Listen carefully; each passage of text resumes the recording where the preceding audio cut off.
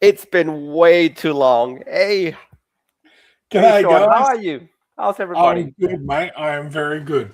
It's Sunday night with no, real, promotion of what we're going to do, but we're here to talk Stranger Things catch up and welcome everyone to 2026, and maybe launch another project as well. I think we'll see how the night goes. But how's everything on your end, mate? Oh, good. I don't know if you know, but today was like 37 degrees up in Sydney. So it's crazy hot. Absolutely crazy hot today. Yeah, it was 40 down here yesterday. It was Really? Oh, crazy. Yeah. Yeah. And as I was mentioning to you off air, I went and saw Matt Rife. And even though there was air conditioning in there, it was 37 degrees at the time of the show. And the body heat, and it was a sellout show. It was like uncomfortable to say the least, but it was a great show. Humor I think sometimes makes everything better. So yeah, so it was really good. oh look, I think that's why I love comedians because they can get away with a lot. And sometimes, and look, they can say it in a certain way, and I can't do it. They can, hey, Mark, long time. Look? Uh, I would kill for that temperature. It's so goddamn hot here.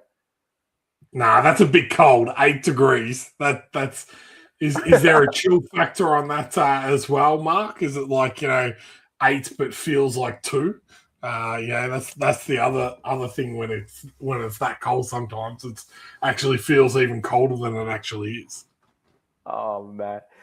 Oh, look, I'm gonna pop this one up. We can keep chatting first, but I do want to pop this up for one reason that this is what we'll be discussing. So the last episode of Stranger Things. I've made it very, very, very clear there are spoilers. So, like, if you haven't seen it or you don't know what happens in the end, tune out for about half an hour. Come back in a half an hour's time, I think, because Oh, I better leave then. I haven't seen the end. oh, you have you have we've I discussed this I off have. air. But what do you think? Like, well, we jump into it a little bit. We can talk about bits and pieces. But what do you think? Did they stick the landing? It's been good because I talked about last year, and the reason why we haven't done as many shows is I went back to uni, going into my third and final year this year. Um, but I've had time off over December and January, and it's been great because I've actually taken some time to catch up on some shows. So Stranger Things was definitely one of them, and I've just enjoyed going back and watching some movies that I haven't seen, some new releases that have come out, and really got my love back for film. Cinema. Yeah, so I did go to the cinemas, but Oh, what I'm did you go to watch? sorry. What did you watch in the cinemas? So I've seen a few things. So I went and saw Avatar: Fire and Ash at the cinemas, just because, Avatar, I think it's one of those movies you need to see in the cinema. Yep. I've got two young girls, so we went and watched Gabby's Dollhouse, the movie. That was painful. That was Oh, painful to sit through, but it was the first family one. All four of us went and saw that. But then I went and saw Zootopia 2 with the I girls. did want to see that one. Any good? That one? Yeah, it was really good. When like Moana 2, like Moana, my girls absolutely loved. So when we went and saw the second one, like I was expecting it to be just as good as Moana, and it kind of just fell short. I Hmm? felt like that about Zootopia 2 as well. Like it was good, and if you watched it by itself, like I think it would be good. But because the first one was so good, this one just didn't feel as good. And even same thing with the Bad Guys too. Watch that with the I girls. like that. I did enjoy Bad Guys too. But just on Moana 2 though, and there is actually a really really good reason it didn't resonate very well. And I actually went to the cinemas to watch Moana 2 as well. I don't know if you know this, but it was actually meant to be a TV series. So Moana Yes. 2 was never meant to be a theatrical release. So Yeah. what happened was, and you probably noticed, is they jammed all these characters on a boat. Again, I'm going to spoil the story a bit. They go look for another island, but all these characters were meant to have all this time during the series to develop. Like you actually get to see each of them video. But with Moana, when they decide to make it a movie, they just go, "You're on the boat, that's it," and it just felt really rushed.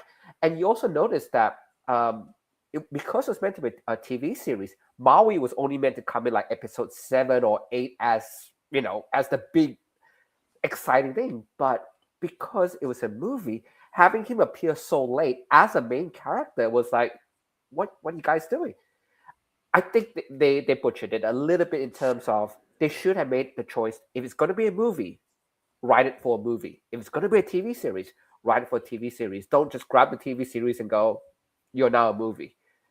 Yeah, And it I showed. feel Yeah, my strong opinion with Disney around this, because they used to be so good at this, is that ever since Disney Plus has come along, there's been a lot of things that have been made into series that should have been just movies. Like, agree. there's just so much filler, so much, not need, type of thing. Like, Obi-Wan, I feel would have worked amazing as a film rather than a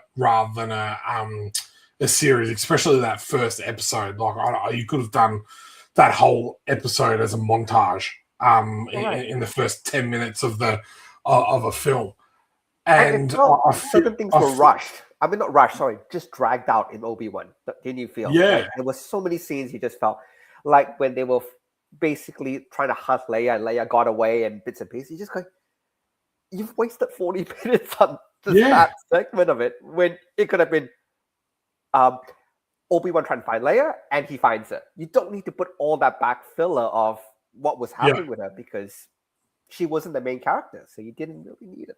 yeah, 100%. And then there's been a few movies that I've looked at and I've gone, oh, that would have made like a really good like series, type of thing. Like I feel like, for example, Tron Ares. I watched that recently. It's very hard to get you to care about a character like so quickly in that type of universe.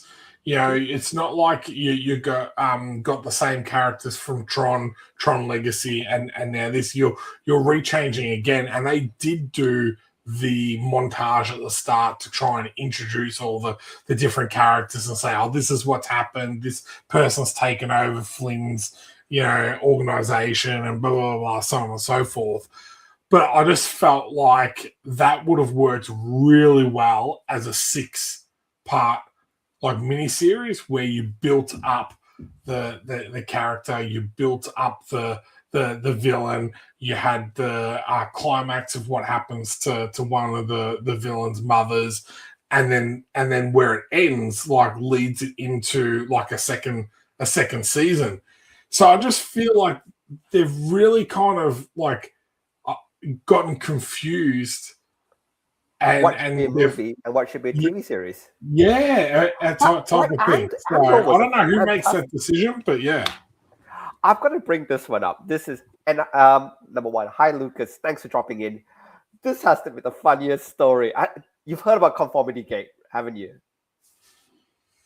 Conformity gate, no. So what happened was there were a lot of people who weren't happy with the Stranger Things ending, and so what they did was they actually went back to the final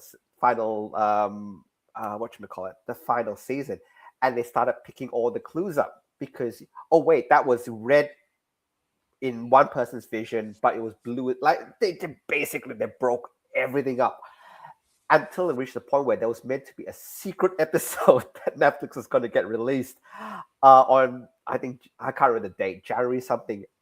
That was confirmed, and then when the episode didn't drop, it was the funniest thing. But there was a whole conspiracy that was a secret episode of Stranger Yeah, the Things. secret episode was like the making of. I know it was the makeup, but Yeah. it was meant. So the secret episode was actually meant to be. This was all a dream because the whole point was everybody was battling in Vecna's mind. So Yeah. the secret episode was basically Vecna winning, and then it's the funniest thing. If you ever get bored, Google Conformity Gate. It's hilarious. When I read that as a conspiracy theory, I was going, "Oh, come on, guys, it's ended." And we're going to talk about that anyway. I've come to a firm belief, especially after going and watching like Fire and Ash, watching Tron Ares, is I'm really staying away from like anything like people say about films, trailers, like, and I'm just going back to old school, watching one trailer. And then kind of making up my mind on whether I'm going to go see it or not. So like, I watched He-Man, Master of the Universe, and I was like, that looks cool. I really like that. Nostalgia feels, all that type of stuff. I'm like, I'm going to go watch that. And, I did post something up on my own socials. But when I was on social media, there's like some stuff that I was just like, oh man, everyone wants to just tear everything down before it even gets out, and I'm just like, I'm kind of like, I'm just gonna err on the side of positivity, make up my own mind, and then I'll watch things because there's things that I haven't seen because I've based it on other people's opinions, and then when I've seen it, I'm like, that's really good, or I've watched something because like they've suggested to go watch, an amazing film like The Princess Bride, and I thought it's absolutely crap. Oh no, you can't start 2026 on that argument. I did. I started 2026 again. No. Thank you to the single issue stay from the Aussieverse crew. Like thanks for jumping to watch our channel as well. So, and shout out to the Aussieverse people. They are all fantastic, awesome people. And I'll leave this comment for you. You can reply to this comment. I think you. It makes no sense. Wait, the gang is back. Scrousers do apparently get knocked out. Sean almost did. Well, if he almost got knocked out, he didn't get knocked out. So Jackie, you need to kind of work out what you're trying to say there. He almost got knocked out, but he didn't get knocked out. And we've already had a little bit of a conversation about this is the UFC today. He got eye gouged and kicked and kneed in the balls, and they didn't stop the fight either of those two times. But anyway, saying that, I'm Justin Gaethje. I thought I'll leave this comment for you. I've been seeing some banter. I thought I'll leave. Yeah.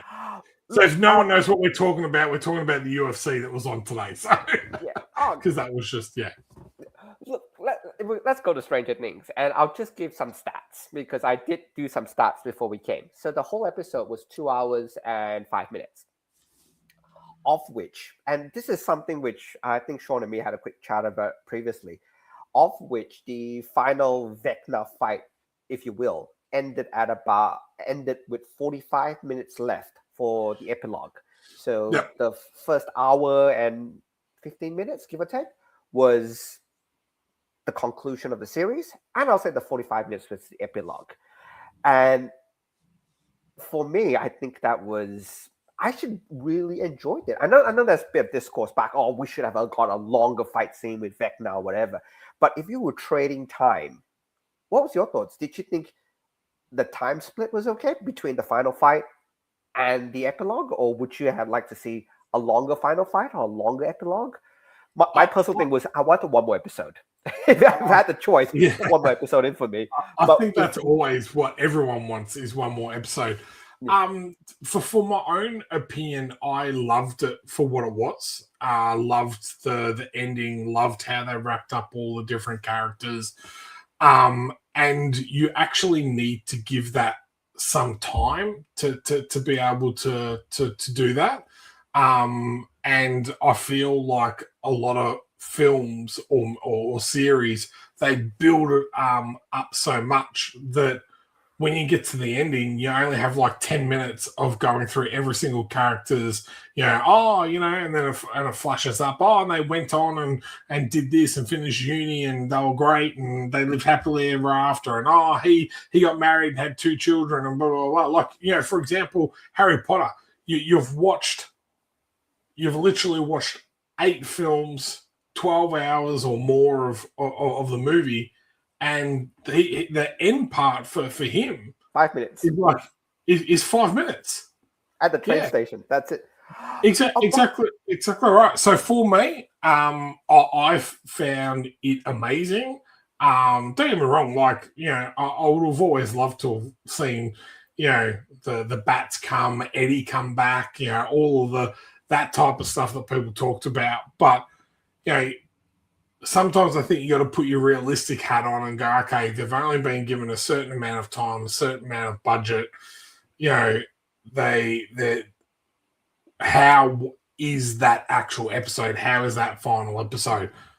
I felt like the battle was amazing. The build up to the battle was fantastic. The battle itself was really, really cool, and how that ended.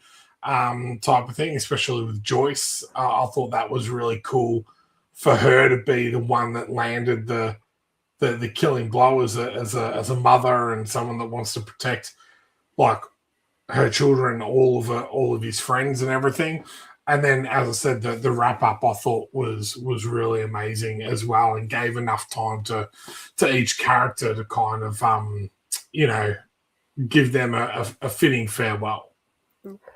Look, I'll tell you the saddest scene for me, which I found, and 100% the farewell was the scene with Steve Harrington and the other 3 of them. When the four of them on top of the building, and the scene where they were actually talking. Hey, look, we're all going our different ways. I want to make my own movie. I want to do this. I want to do that. Whatever. They were all going different directions, and they made the promise we'll meet up at least once a month to catch up. And it resonates so much. And I'll be a bit sad about this. When I graduated from university, we kind of made the same damn promise. Like, of course we'll meet back at this bar, we'll be working in the city, we'll catch up here. And everybody comes for the first meeting. Nearly everybody was there. And then the second meeting, some people start dropping out. And the next meeting, more people drop out. Until it reaches the point we go, oh, look, none of us can make it. Let's miss a meeting. And then you miss the next one. And look, don't get me wrong. It's not like you get angry or there's a fight or there's anything. It's just over time, you just grow apart. Exactly. And honestly, some of my uni friends, they caught up last year for a get-together. I was traveling. I didn't turn up. And that was the last get-together for the whole of 2025.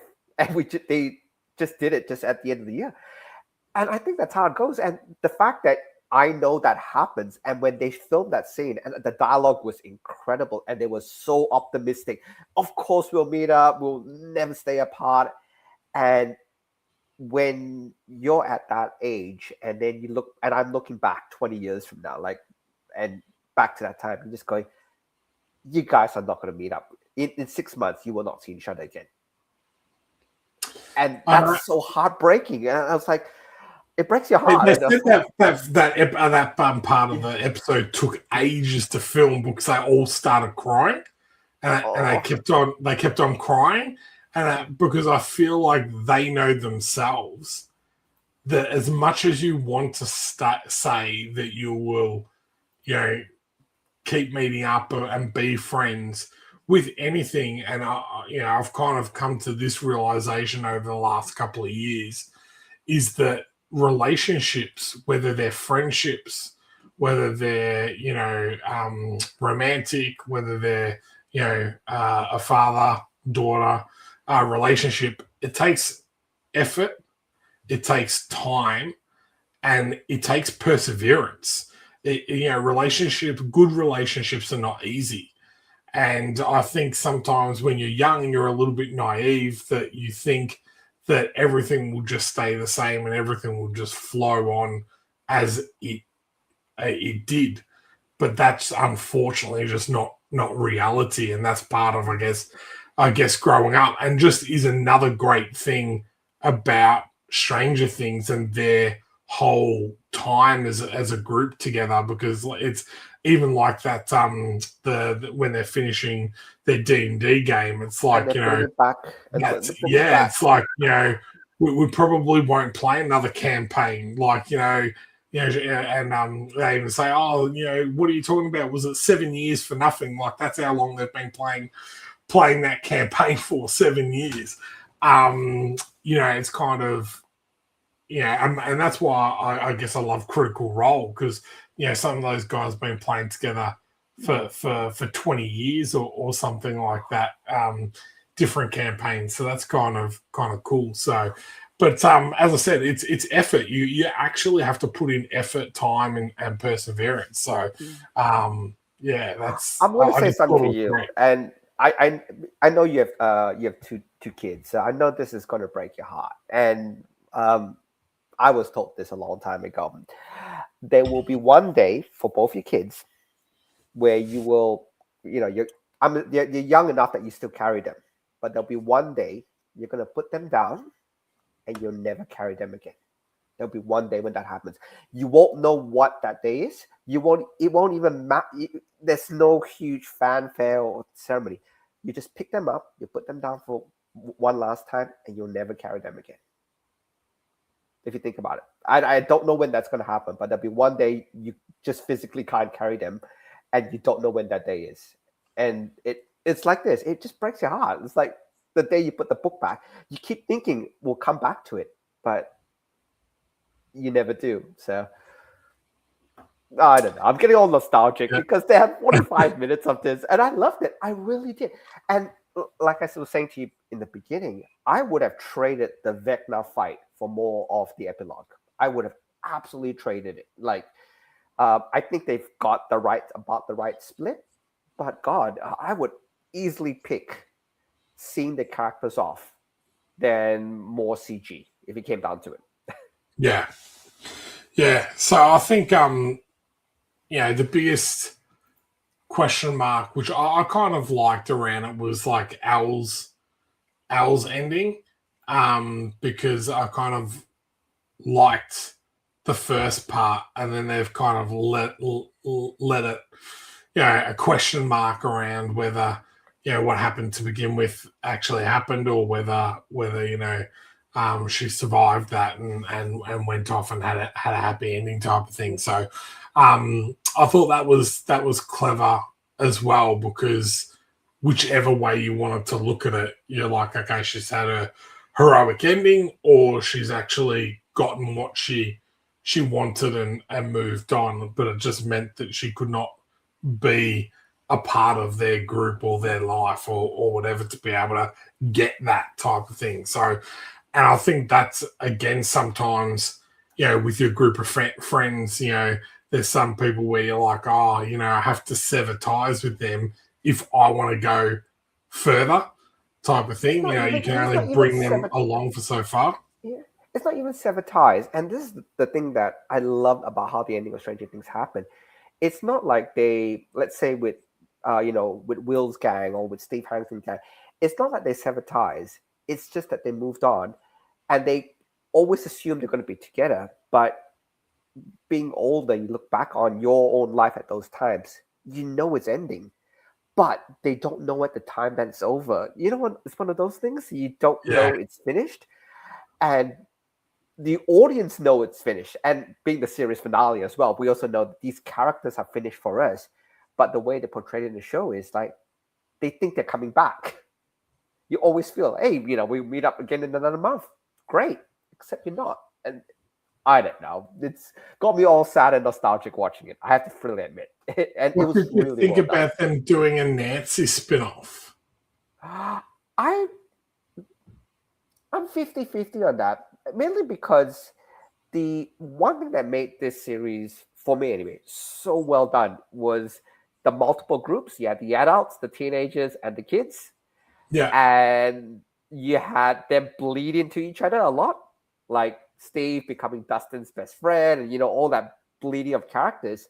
I think having one character pulled out, it's going to be difficult. That's all I'm saying. It's going to be difficult to pull one character out when the whole triple dynamic, and I think that's why it's so well written, because you basically had like 3 or 4 main storylines happening all at the same time: the adults, the kids, and the teenagers. So, like, I'll give it a go, but sometimes I think, like, especially when there's so much money to be made, is that, like, they don't know when to leave good enough alone, type of thing. I would actually prefer, a whole nother Stranger Things set in the 90s, and then pretty much do, whatever series they want to do about Stranger Things set in the 90s, and then after that's finished,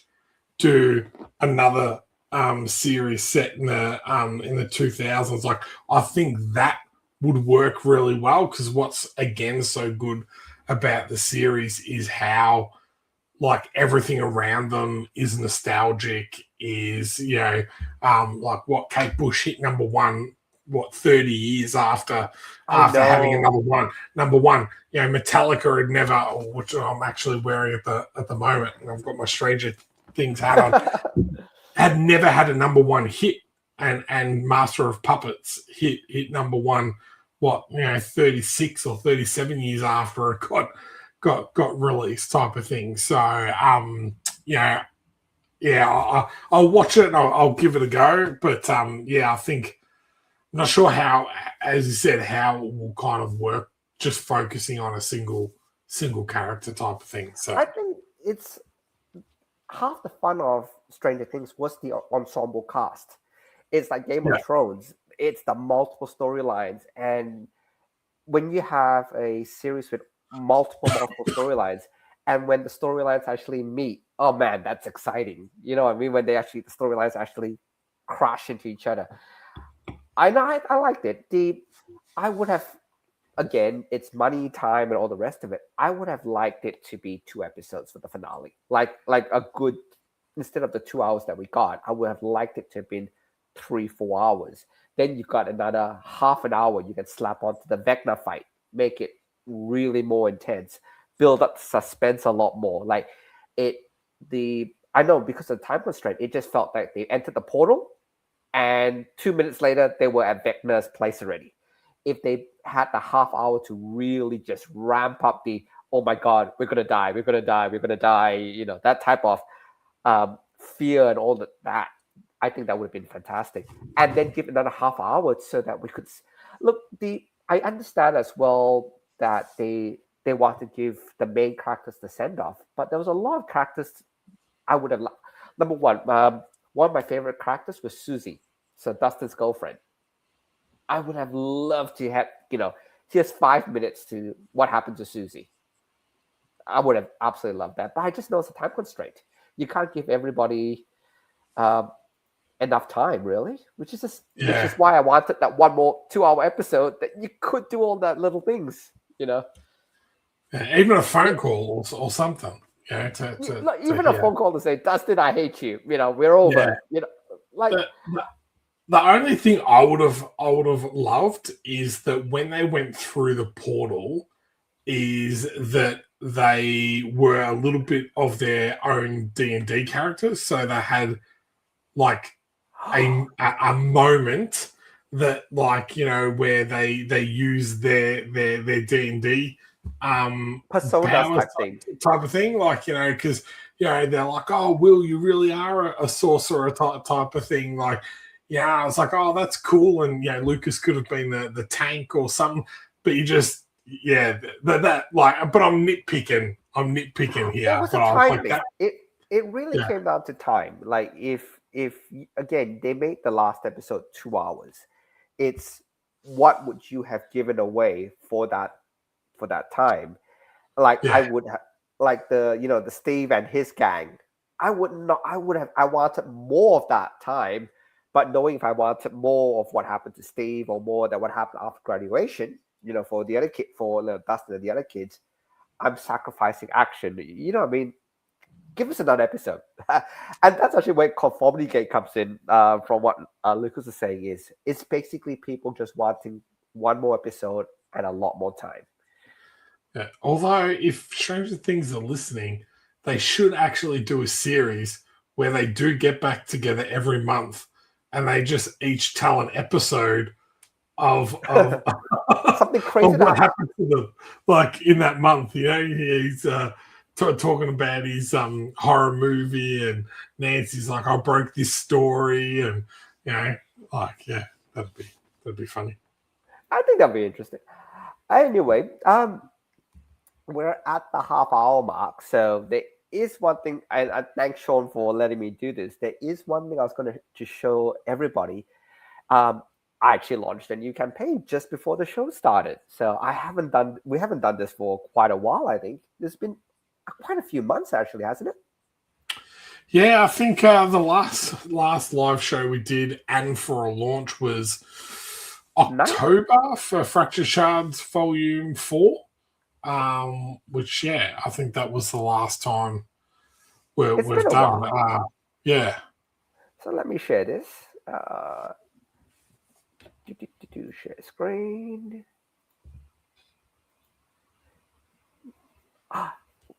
Thank you to the 7 people. Oh, it's bubbling up. So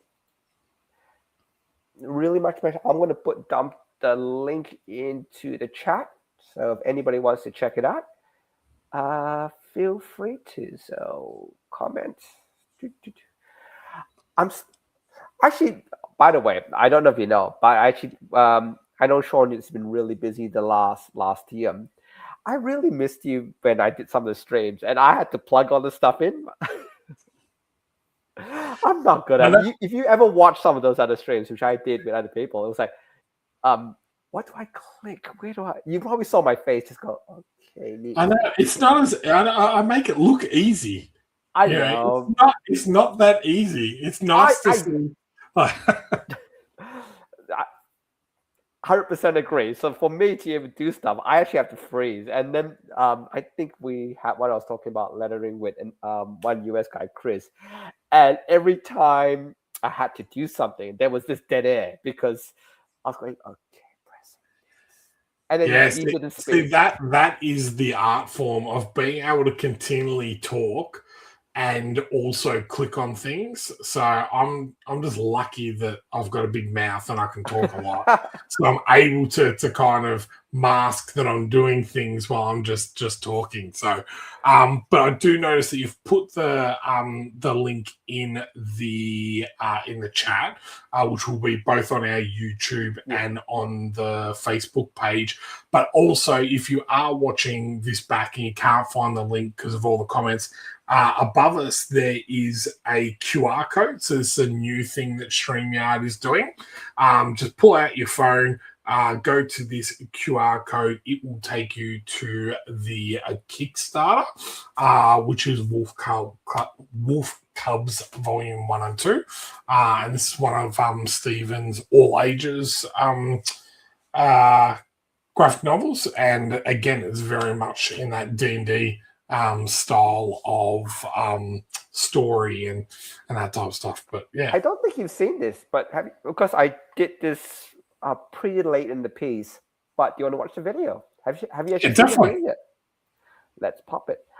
If there's no sound, give me a yell. I made sure to hit the audio thing, but let's see if this works.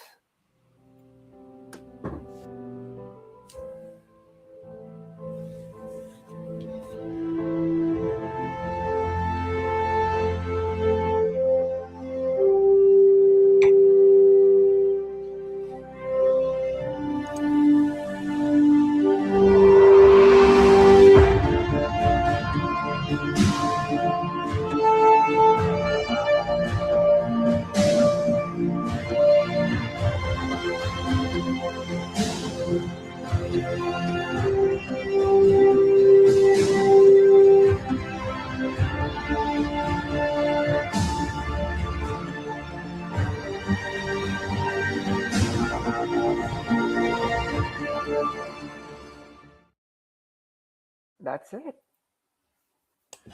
We really need to get you onto a video talking about Wolf Cubs, man, and what it is. I'm going to explain it all now, actually. So here we go. So, Wolf Cubs is there's three people in. It's very much D&D. So, and I did have like the genre of these people picking up quests and adventures, and they get, okay, today we're gonna go kill a goblin infestation or whatever. So there is a tavern where they get to pick up jobs, if you will. And if you ever heard, there's one. What was the name of it? There was once really. Rat Queens. That's one Image series, Rat Queens, where they did something similar. Each of them they did jobs for gold coins. So Wolf Cubs is actually of three characters. There's Kriv the Thief, Amy a Mage, and Gwen, who's a dark elf fighter, and they're part of the gang called the Wolf Cubs, and they do different quests, or for payment. The main thing I just want to always mention is it is volume 1 and 2. But if you're new to Wolf Cubs, you don't have to worry. And I do this with all my campaigns. It's basically the digital copy of volume 1 is on every reward tier except for one. So almost every reward tier, it's there. And there are selected tiers. You can purchase the physical copy of volume 1. And all physical copies of volume 1 are also available as add-ons. So my whole point is, if you're jumping on, you catch up straight away. There's nothing that you miss out, either digitally or physically. Take your pick. So in number 2, they get the three of them are basically hunting a giant snail. So the cool thing I like about Wolf Cubs is, although they each have an adventure to do, I try to really delve into their lives a lot. So this is very character driven. So you get to meet, for example, this is Gwen's younger sister, and you get to meet a lot of the families. So in Wolf Cubs Volume 1 there's a little bit of world building, but it's mainly for the audience to meet these three new characters. But in number 2, because you've already met them or you will meet them in Volume 1, I got to play a lot more in the world. So you get to see a lot more stuff happening. So you kind of see here the first quest. There are 3 covers. And I always say the cheeky thing, if you can't decide on a cover, you can always get all of them. So that's my cheeky sell. So the first quest they go on is basically to hunt this giant snail who's terrorizing the neighborhood. And so you get to see them use magic. You get to see them try to figure out how to defeat them, which it's always fun. I always like to give that little questing. But more importantly, you get to get backstories. And this is the first time I actually gave a huge backstory to one of the characters. And so you actually find out where she learned how to fight, from the Dark Elf Academy. And so it opens the world up quite a bit. So if you're a fan of D&D, if you're a fan of character-driven adventures, if you're also a fan of people going on really fun quests, I really do hope you check it out. So I've really enjoyed writing it. So it's been one of the more fun things to write. And it is all ages, but it's not written directly for kids. In terms of it's all ages in terms of there's a lot of themes I don't touch on, as you probably can imagine. There's the usual stuff. There's no blood, there's no gore, but story-wise, it's still very character-driven, and I try to make it as complex as possible in terms of characters. So I'm gonna jump through a lot of the rewards just really quickly, and this is one of the rewards which I've really, really enjoyed actually. In terms of the digital tier, which is the deluxe tier. And I know I've converted you short on this one, is we've got, usually when we are making the digital copy, we've got so much other fantastic content. And the one thing we realized about that we can't print, again, I don't know if you know, but when you print, it needs to be multiples of 4. Every page has a cost to it, and every page you add on adds weight, and there's a lot of considerations you have when you actually design how big or how thick you want the book. So it's like a movie. You need to get it that absolute perfect size. Otherwise, it becomes unwieldy. When you do the digital copy, there are no restrictions. I think the previous night two, the digital thing, there's some like 20, almost close to 30 extra pages of stuff just because we can. And because it's digital, there is like it doesn't matter there's extra pages. We just put stuff in. You want to see ink, you want to see sketches, you want to see all these fantastic things. Um, yeah, we just chuck it all in. And thank you so much. Look, it's very character driven. So if you really, there's a lot of action, lots of fun, but it's very much character driven. So I do hope you can check it out, and any support will be really much appreciated. So it launched today. What Yep. is your target and how long you got it live for? So I've got it live for the usual, which is the 30 days. So it launched literally at the start of this live stream, and we've got it for the 29 days. I'm a bit cheeky. I put it 29 because I want to.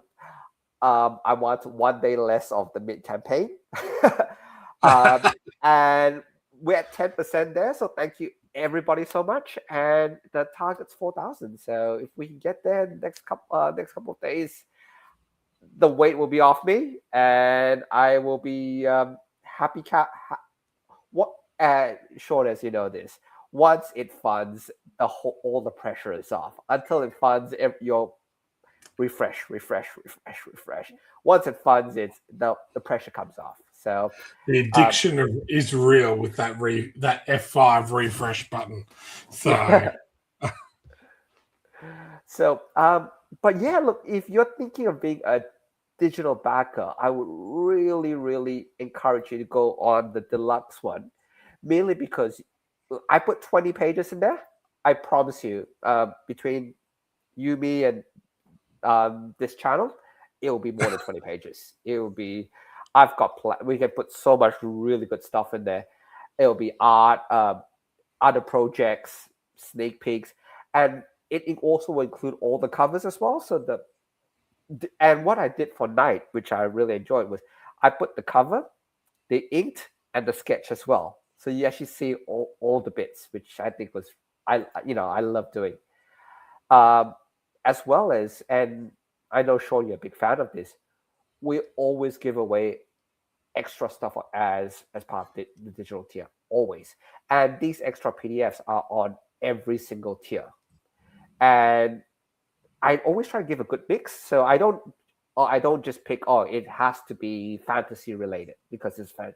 I pick everything. You got a bit of crime noir with Roundhouse Hooligans, sci-fi with Chris Moses' Saturn Effect, and Renee's Mythic Creatures, which is a bit more into. But guess what? You get to read all this really cool stuff, and these are complete issues as well. So these creators have been extremely generous.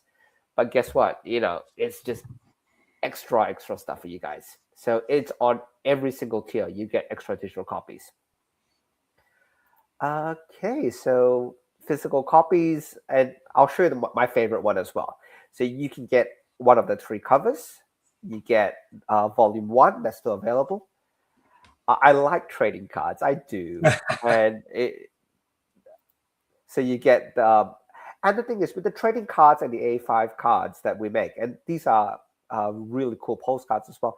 Is once they're done, they're done. Like I don't reprint these. Like so, this is probably the only time you can actually get as many copies of whatever you like. The artist Chris will also be doing really detailed A5 sketches as well. So if you like original art, here's where you can get into it. And I have to freely admit, this is actually something I stole from Sean a long time ago. Oh, just wait. Go to sleep. Thank you so much for listening to us, but get some sleep. If it's 6 o'clock there, please get some sleep. And If you can check the campaign after the day, do. But if you've been working all night, get a rest. And thank you so much for tuning in.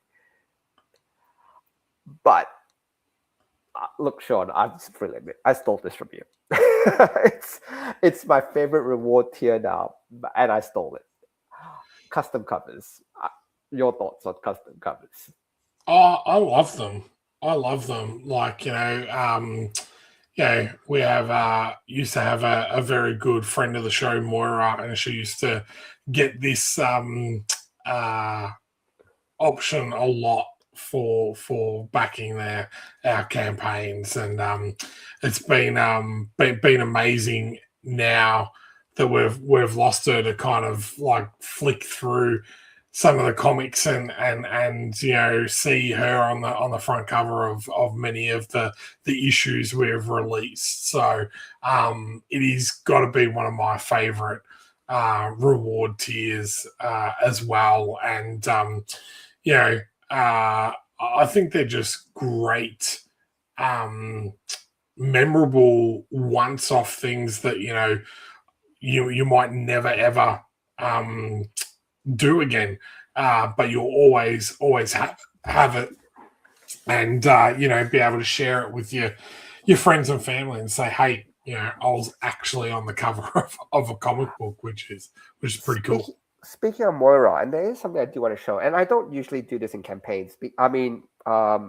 On stream, yeah, mainly because it's hard to see. I'm gonna do this so that we become big for a second. Look, Moira was absolutely fantastic, and again, talking about custom covers, there was only 3 of these ever made. Sean has one, I have one, and one was actually sent up to her. This is Moira's custom cover for Terra Olympus. So there's only been 3 of these ever made, and it's a. I know she's not with us anymore, but it's nice. It's still on my desk. I'll keep it on my desk all the time because she was absolutely fantastic, and she was a supporter, but more importantly, she was a friend. I've got my one here.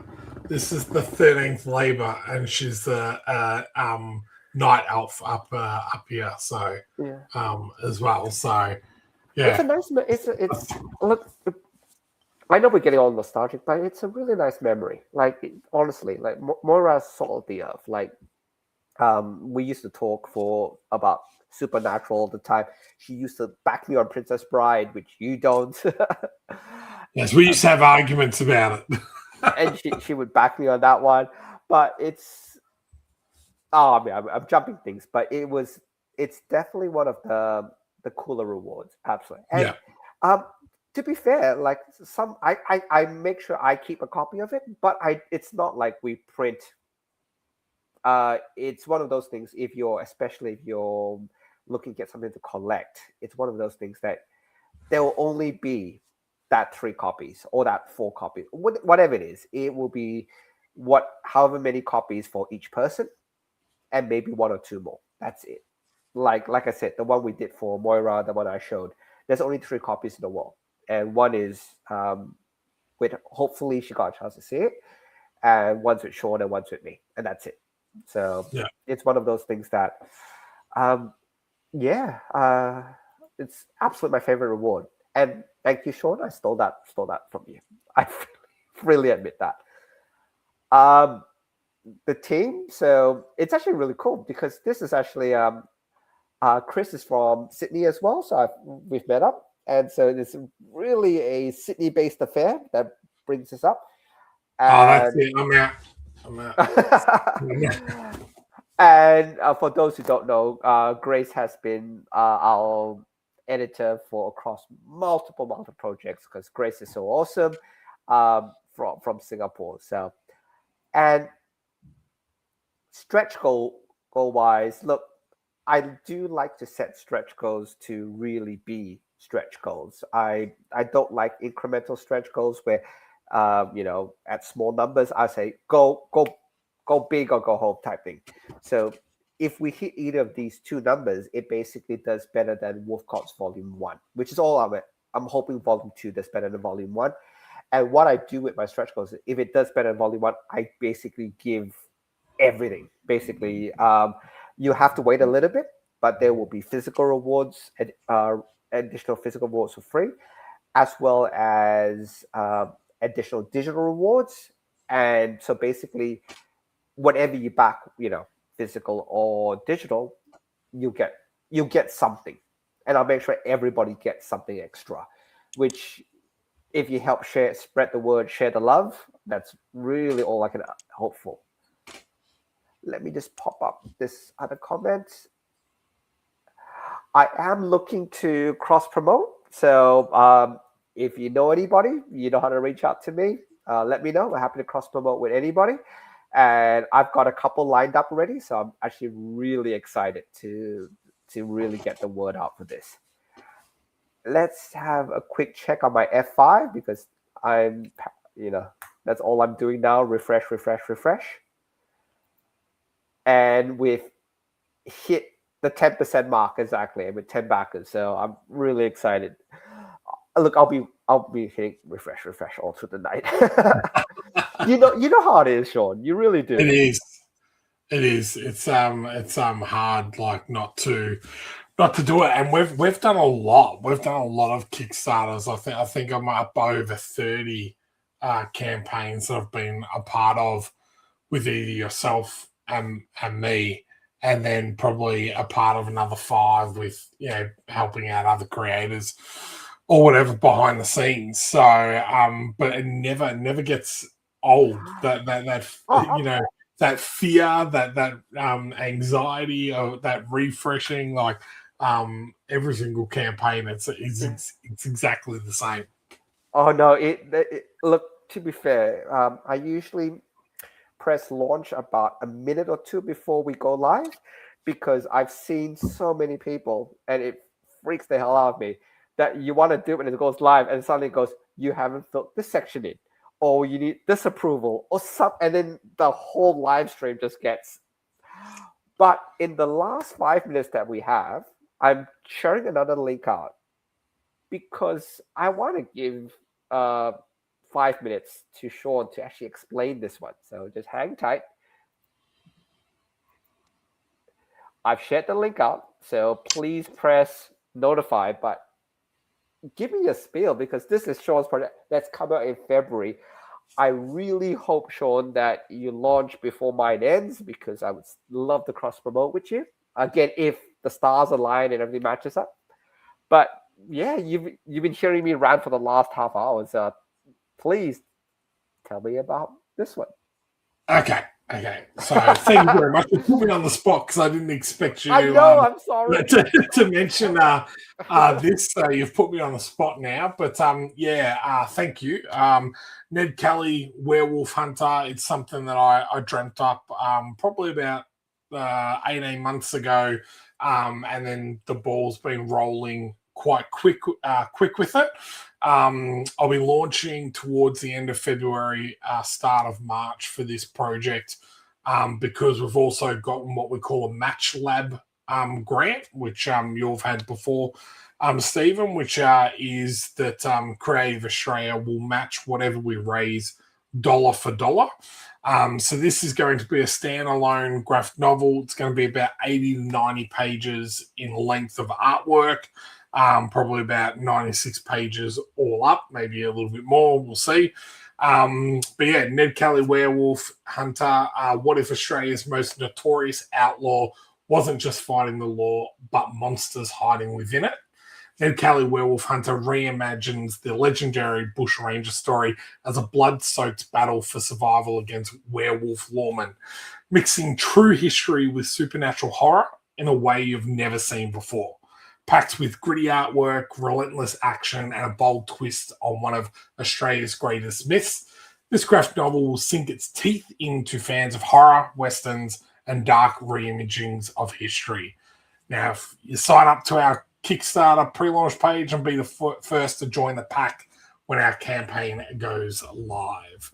And as I said, that'll be towards the end of February, start of March. But yeah, super excited about this project. There's a little bit more information that I'm hoping to share with people soon. Yeah, super pumped about this project. So yeah. There's also a really, really good reason to hit notify on the launch is Kickstarter has changed the way pre-launches work. That you can actually put updates on the pre-launch that only people who are following get notified about the updates. So if you press notify, you will actually get exclusive updates that normal people won't see. So that's why I really recommend hit notify, because Sean could be sharing some artwork, some extra pages, and that's the only way you'll know it's there. So hit notify. That's it. Look, and I want to and thank Farrett. Thank you so much. Oh, look, I really appreciate all the advice. And Jason is a fantastic guy as well. So I've seen some of his artwork, and I have cross-promoted with Jason before. He has some amazing Kickstarters as well. And thank you so much. I will love to see you chatting. And really appreciate you coming to watch us just ramble on about different things. So really appreciate you being on our channel.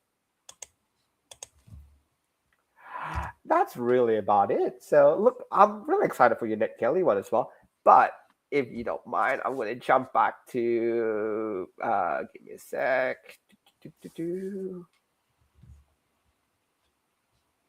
See, this is the dead air part I was talking to you about when you weren't here. When I would have to jump around, I'll be like, oh gosh. So you're jumping back to Wolf Cup? I'm back. I figured it out. Oh wait, no, I haven't figured it out.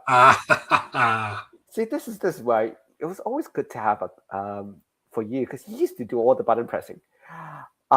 We're still at 10%. Look, thank you so much. If we can get it funded in the next 2 or 3 days, I will be happy, and it will just make me not stressed for the whole entire month or so. Also, if people don't understand why we kind of do live launches and why we, try to, convince or ask you guys to kind of support in the first few days, it's not just about it being less stressful for us. It's also about the algorithm with Kickstarter and being visible.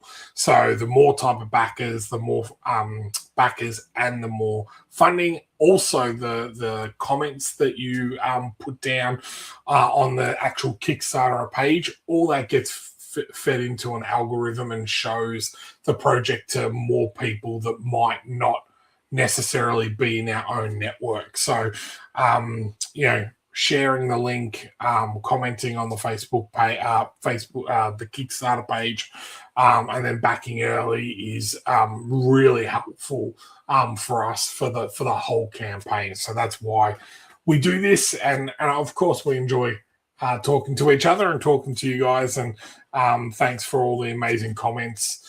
Support and some really good advice there as well. So cool. And look, we will try to make this a little bit more regular. I know we don't talk as much as we do, and so when Ned Kelly Werewolf Hunter is ready, we'll do another live launch for that.